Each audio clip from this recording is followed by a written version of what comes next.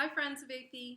I'm thinking of you, as I know we've all been affected by this pandemic in different ways. Some of you are hospital healthcare workers, recovered COVID patients, parents working from home and homeschooling kids, or just getting bored at home. I am wishing you all the best for your health, safety, and wellness. Many of you have asked how Et Fille is faring throughout this, so I wanted to share. There is no doubt that this is challenging the entire wine supply chain.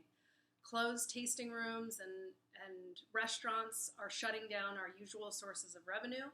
Our suppliers for time-critical items such as barrels and bottles are on hold. And yet, grapes continue to grow, and there's no pause button that we can press on that. Last year, 55% of Et Fille revenue came from you, our direct consumers through our wine clubs and tasting room.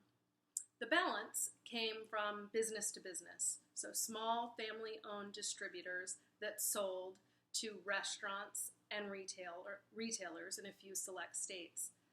That business has totally frozen, and one of my key distributors has already gone out of business. That's a big hit to overall revenue. But I believe that our industry, with its requirement that wineries wishing to sell to a business in another state must do so through an exclusive agreement with a distributor in that state, is ripe for disintermediation. I believe that we have an opportunity to disrupt the industry and move more business over to our direct consumers. I'm focused on three things as we do that. First, I know many of us have less money coming in the door and we're scrutinizing what goes out. But Et Fille must honor our commitments to our people. That means that you can expect the same team from Et Fille without layoffs, the same vineyards that we've been working with for many years. My dad and I built this business 17 years ago with a high reliance on partners, and we've stuck together because wine is a people business. It is more important for Et Fille to be reliable to our people, both our employees and our partners, because that's when they're vulnerable and need to know that they can rely on us. As we outlined in the Et Fille ethic, we are inexorably tied to our land, seasons, and community. We must leave them in a better place for the next generation. Right now, we need to take care of our Et Fille people so that we can preserve what we've built for future generations. Second, we're tiny for a winery, and I want to be too small to fail, because we're nimble enough to adapt our business model to the changing market.